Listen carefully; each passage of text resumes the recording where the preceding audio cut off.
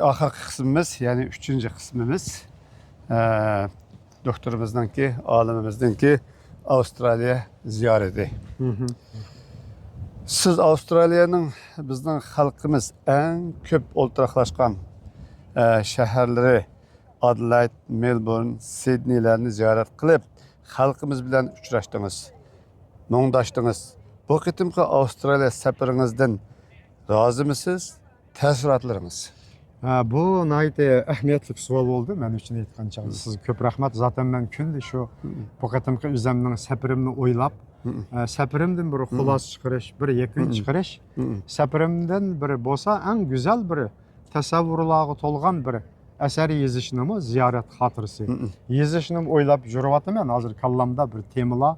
O temalarni men siz bilan bundaq tursam, balkim normal turishi mumkin, lekin tam kallamda temalar qarashtirilganlik. Bir mazmunlar qarashtirilib mangdu men. Yo'lda mangsammi bir narsani o'ylab. Elbette. Ta'siratim haqiqatan nayt mol. Mesela hozirning o'zida ikkimiz men Mishada Sydney'nin en güzel, dünyanın en güzel yerlerinin birida turib so'zlashyapmiz hozir. Mesela bu yoqda qarasak bu opera teatri deymiz Sydney'deki. Shunaqmi? O yoqdagi bu cho'ng mashhur, dunyoga mashhur ko'vrik. Aqstik Sydney'nin mana en igiz binaları, bundaq chiqqan bu oldidagi bog'cha. Demek ki en güzel bir yerler bu. Belki dünyadaki güzel yerlerinin birisi deb aytishga haqliq men. Mana Mishada turyapmiz. Shuningdek, Sydney'nin yana boshqa yerlarda ziyoratda bo'ldik. Muzeylarda ziyorat bo'ldik. Tarixiy o'rinlarni ko'rdik. Eng muhim yana Avustraliyaning bu Uyg'urlar en ko'p o'ltiraqlashgan Adelaide shahrida ziyorat bo'ldik. Adelaide shahridagi bu en güzel joylarni ko'rdik, tarixiy o'rinlarni ko'rdik va bog'chalarni ko'rdik. U yerning muhitimi ayrim. Andan keyin Melbourne keldik. Melbourne'da o'zi xos bo'lgan Melbourne'ninki shahar madaniyatini ko'rdik. Endi bularning hammasi albatta mening ko'rgan muhitlar. Yani Adelaide'dan boshlab hisoblaganda bir-biridan go'zal, bir-biridan chiroyli, o'ziga kishini jalb qiladigan bir muhitlarni ko'rdim. Endi biz Amerika'da yaşayımız, Amerika'mı nayt güzel, biz yaşayotgan Virginia'mı nayt güzel bir joylar. Dünyanın ve başka nurgun güzel joylarga bardık, kördük. Özümüzün tarix anıvatanımızı oylasak, küçük vaktimizde bu vatan teximi güzel. Ben için Uçturpan dünyadaki en güzel bir yurt. Xuddi meni olacağım okşaydı. Şu benim tağlarımni, şu 9 bulaklarımni, şu köllerimni, su üzgen östenlerimni ben eslayman. Dünyada belki en güzel makan aslı benim kindik kalim tökülgen toprak. Allah belki o küllerge bizi nesip kıldı şu topraklarını görüşte, kayıt kucaklaşka. Endi bir yerge bizge en tesir kıldığın yana Mishadaki özümüzün Uygur kerindaşlarımızdaki turmuşu, hayatı ulanınki. Hakikaten bu iki haftalık ziyaret jarayonida ben Adelaide'dan başlap, xuddi bizning vatanimizga o'xshash aşındak bir hava, bir tuyğu berdiğin şu Adelaide'deki joylarda Uygur qarindoshlarımızın, hatta bizning ana vatanimizdan, tarixiy vatanimizdan chiqqan Uygurlar bilan qan qarindosh bo'lib ketgan, bir-biri bilan qudubaji bo'lib singishib ketgan Özbek qarindoshlarimizni, Tatar qarindoshlarimizni, hatta kichigidan aş Uygur vatanida yashab, shu yerda Uygur nilni yeb, Uygurcha turmush odatlari bilan yashab, Uygurlar bilan oila bo'lib yashagan Rus.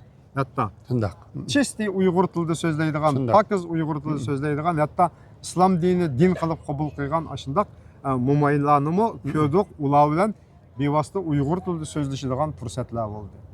Shuningdek yana biz 90 necha yosh kirgan, 90 ga kirib qolgan peshqadamlarimiz, cho'nglarimiz, oqsoqollarimiz bilan so'zlashib, ziyorat qilib, ularning hayot musofirlarini qaytadan bir anglash, ular imkoniyatları ega bo'ldik. Uygur qarindoshlarımızın öylerini ziyorat qildik, Adelaide'da mehmonlar bo'ldik.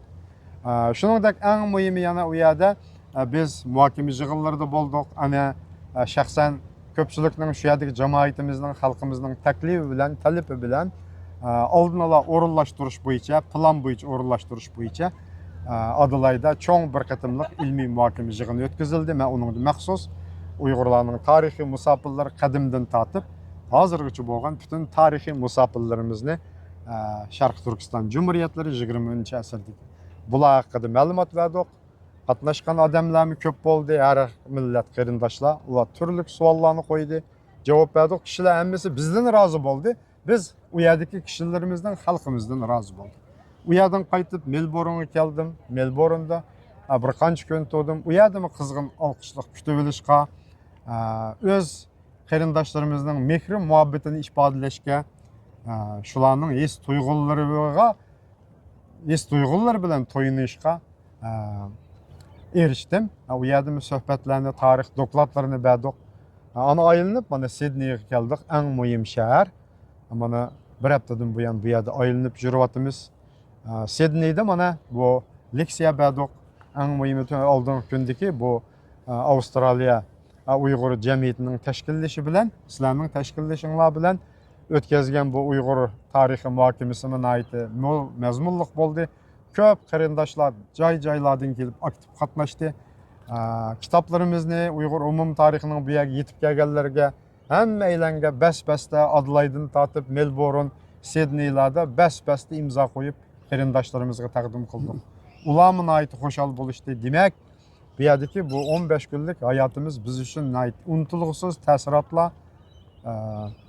va cho'nqur his tuyg'ular bilan bo'ldi. Mana bugun bo'lsa Sidney universitetida bu avstraliyalik mutaxassislar, olimlar, o'quvchilarga bu yerdagi professor David Brofining yetakchiligida, riyosatchiligida 1,5 soatga cho'zilgan ilmiy muhokama bo'lib, u yerda leksiya so'zildim. Ko'p odamlar savollar qo'yib javob berdim. Sidney universitetidagi bu faoliyatmi men uchun yuksak bir tuyg'ular bilan to'lgan bir faoliyat bo'ldi. Bo'libmi ilmiy jihatdan almashtirish. Mana bu kelgandan buyon bu yerdagi Sidneydagi bu qarindoshlarimizmi har kundagidek o'zlarining muhabbat tuyg'ularini, hissiyotlarini, hurmatini, izzat, ikromlarini bildirdi.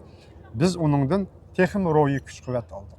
Eng muhimi mening tushunganim shu bo'ldiki, bizning Uyg'ur xalqimiz nihoyat oqko'ngil, nihoyat ko'ngli pokiz, o'zi uchun xizmat qilgan, o'zi uchun bir kuch sarf qilgan, o'zi uchun, xalqi uchun boshqa to'g'an, shuning uchun bir azoblangan yoki shuning uchun kulgan yoki yig'lagan odamlarni chin yuragidan suydi ekan, hurmatlaydi ekan. Uyg'ur xalqi haqiqatan oq niyatlik, pokiz niyatlik bir xalq ekan degan tushunchaga texim ega bo'ldim. Albatta bunday tushunchalarga boshqa yerdan ega bo'lardim. Bu qatimki 15 kunlik safarimda bu Avstraliyadagi Uyg'ur qarindoshlar menga nihoyat yuksak bir xil tuyg'ularda bo'lishimga sabab bo'ldi deb o'yladim. Yana bir yoqlaganda o'zimning xalqimdan, o'zimning Uyg'ur bo'lganligimdan yana bir qatim faxrlanish. Albatta. Shunday kitoblarni Uyg'ur xalqim uchun shunday bir kitoblarni xalqimizning tarixini yozganligimdan o'zim rozi bo'lish, faxrlanish, texim kuch elish. Buningdan keyin texim kuch-quvvat to'lish. Bu jihatlardan men zo'r bir natijaga erishdim Avstraliyada deb o'ylayman. Bu ta'sirotlarim bek ko'p.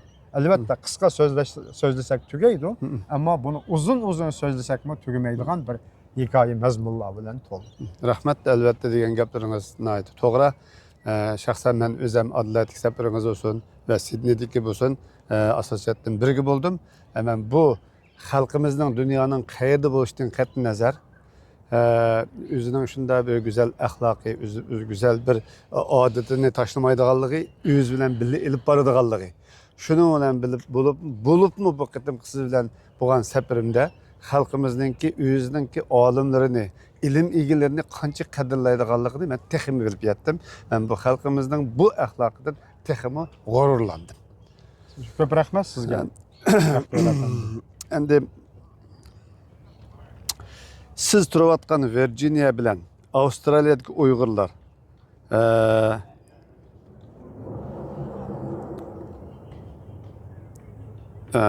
bu shu tashkilotchilik bo'lsin yoki shu Uyg'ur madaniyati, axloqi, turmush odatlari bo'lsin, mushlarda bir Amerikaning xosligi bo'ysungan yoki Avstraliyaning xosligiga o'sha ijtimoiy jamiyatining tuzilmasiga bir ozroq assimilyatsiya bo'lgan shunday nimalarni farqlantirdingizmi? Mening hamda his qilganimda bu Amerikadagilar bo'lsin, Avstraliyadagilar qarindoshlar bo'lsin, bu hammasi ingliz tilli davlatlar bo'lganligi uchun bularning bu yerdagi jamiyatga, bu yerdagi hayotga, bu yerdagi davlat tuzumiga, bu yerdagi imkoniyatlarga sing'ishi, mushundan foydalanishi, o'sha imkoniyatlardan o'zi uchun bir yaxshi hayot obrazını yaratishi, yaxshi bir hayot manzarasi paydo qilish shakli asosiy jihatdan o'xshab ketadi ekan. Ammo albatta har bir davlatning o'ziga tushliq siyosiy, iqtisodiy, ijtimoiy, madaniyat va sistemlari bo'ldi, tuzumlari bo'ldi, lekin bu Kanada, Amerika, Avstraliya va boshqa g'arb davlatlarida o'rtaq bo'lgan ko'plagan qimmat qarashlari bor albatta. Uyg'urlar ikkili davlatdagi men ko'rgan, men yashayotgan joydagi Uyg'urlar bilan bu Avstraliyada 15 kundan buyon men ko'rgan Uyg'urlarning qimmat qarash tushanchalari asosiy jihatdan o'rtaq. Ya'ni mush ikki davlatda bularning yerlashish, makonlashish, musofirlarimi bir-biriga o'xshab ketadi. Ya'ni hayotlikni hammasi noldan boshlaydi bu yerda. Hayot musofirsi noldan boshlaydi. Demak, noldan boshlab hammasi bir mukammallashish, yerlashish, mukammallashish jarayonida besib o'tgan musofirlari yuzlangan buningki hayotidagi qiyinchiliklar, duch kelgan masalalar asosiy jihatdan, xarakteri jihatdan o'xshab ketadi ekan. Men shularni his qildim. Hamma yerdagi Uyg'urlar asosiy jihatdan muvaffaqiyat qozonuvchi Uyg'urlar deb qarashga bo'ladi. Demak, bu Amerika, Kanada, men ko'rganlarim deyapman.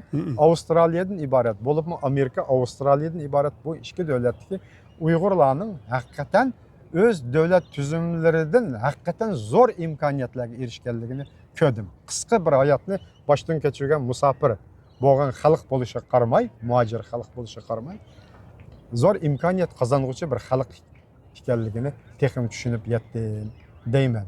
Mening his qiyg'im. Demak, bu oldinlar mushu davlatning yaxshi bo'lgan siyosatlari, tuzumlari demokratik tuzum bo'libmi. Mana mushular Uyg'urlarga mana mush imkoniyatlarni berdi. Rahmat. Endi sizning Avstraliyadagi 15 kunlik ziyoratingizda, ilmiy ziyoratingiz, sayohatingizda albatta bizningki Sharq Turkistonlik jamoat to'plashib o'ltiraqlashgan Adelaide, Melbourne, Sidneylardan boshqa bizning Avstraliyaning poytaxti bo'lgan Kamberani bir ziyorat qildingiz. Kameranizni qanday ko'rdingiz? Tushandingiz? Kambera hakikaten o güzel şehir ekan. Kamberani ko'rdim albatta. O qisqa vaqt bo'lsa-mu bir turib ko'rib kelgan, meshadan berib. O bir güzel şehir, poytaxt hamda Avstraliyaning o'ziga xos bir shahar tuzumi, shahar qiyofatiga asos qilgan bir shahir ekan. U ham menga cho'nqur ta'sirotlarni qoldirdi Kamberani albatta. Lekin hamda eng asosiy faoliyat mana mushu shaharda bo'lganligi uchun Sidney bilan bu Adelaide bo'libmi, uningki ta'siri texnik cho'nqur. Kamberadan az olsun bir iki aile varken ular bilan ko'rishdingiz, ular bilan yaxshi kutib oldi sizni. Uyg'urlarmi u yerdami demak az bo'lsam yaxshi yashayotgan hammasi shunda. Nima bo'lsa. Endi oxirgi savolimiz, suhbatimizning oxiri, agar undan keyin yana qo'shimcha qiladigan bo'lsangiz albatta marhamat. Diasporadagi vatandoshlaringizga tavsiyalaringiz nima? Mening diasporadagi vatandoshlarimga mening tavsiyalarim nima desangiz, har bir odamning o'ziga xos tavsiyasi bo'lishi mumkin. Mening tavsiyasim bu diasporadagi Uyg'urlar, ya'ni hamma yerga tarqalgan Uyg'urlar o'zaro birlikni, o'zaro ittifoqlikni, o'mlikni kuchaytirish. Shuningdek, o'zaro aloqalarni kuchaytirish. Fikr birligi, ideya birligi va boshqa birliklarni hosil qilish. Ba'zi masalalarga bo'lgan ko'z qarashi, tushunchasi o'xshamasligi tufaylidan bir-biri bilan raqobatlashish yoki bir-birini yaklash, chatkash deydigan psixikalardan yiroq bo'lish. Shu o'zining turayotgan davlatlardagi shu ilg'or millatlar, davlat xalqlar shularniki tafakkur, siyosiy tushuncha, siyosiy tafakkur, madaniyat tafakkuri, ong tafakkuri va boshqa nurg'un narsalarni o'rganib, o'zini shu jamiyatga singdirish kerak deb o'ylayman bu jihatda. Eng muhim narsa shu, ilg'orliklarni o'rganish. Eng muhim tavsiya albatta diasporadagi Uyg'urlar o'zining madaniyat kimligi, asli milliy kimligi, asli kelib chiqishi, til, yezig'i buni unutmasligi, tarixiy kimligini unutmasligi, tarixini o'rganishi, bolalarga, farzandlariga o'rgatishini muhim deb tushunishni umid qilaman. Sabab nima degan chog'da o'z tarixini, o'z millatining kelib chiqishini bilmagan odam uning istiqbolining qanday bo'lishini oldin ola bir nima deya olmaydi, qiyin bo'ladi. Çünkü dünyadaki her kandak millet, her kandak terakki kılgan devlet, halkı oldu bilen öz devletinin, öz milletinin tarihini nait yaxşı bilir. Doğru. Bunu biliş nait mühim dep qaraydı. Bunda bo'lganda Uyghur milleti, Uyghur halkı diasporada özünü saklap kalalaydı, özünü terakki kıldıralaydı, özünü mükemmelleştirilaydı. vatani bilan, tarixiy vatani bilan o'zining orasidagi bog'lanishni, birlikni saqlab qola oladi. Buning uchun tirishish kerak. Bu nihoyatda muhim deb qarayman. Mening tavsiyalarim endi. Albatta har bir kishi o'zi tanlaydi o'zining yo'lini. Mening o'ylig'im shu. Rahmat. Bugun yaxshi bir suhbatda bo'ldik. Albatta qarindoshlar, vatandoshlar dunyoning har qaysi joyidagi albatta biz olimimizni, doktorimizninki bu safarining oxirgi safar bo'lib qolmasligini umid qilamiz. Yana qayta kelishini orzu qilamiz. Shuning bilan birga dunyoning har qaysi joylaridagi vatanim degan, millatim degan qarindoshlarimizning ilm egalarininki bizning o'sha ikkinchi vatanimiz bo'lgan Avstraliyaga kelishini taklif qilamiz, qizg'in qarshi olamiz, ilmlarini, bilimlarini biz bilan o'rtoqlashishni, shuning bilan bizning vatanga bo'lgan, millatga bo'lgan sevgilarimizni oshirish, bolalarimizga sizlarning bilimlaringlar orqali mushu obidlarni o'tkazishimizga yordam qilishinglarni umid qilamiz. Mushu YouTube'miz orqali bugungi bu suhbatimizni ko'rganliginglar uchun rahmat, hammanglarga omonchilik tilaymiz. Ko'p rahmat sizga. Ko'p rahmat.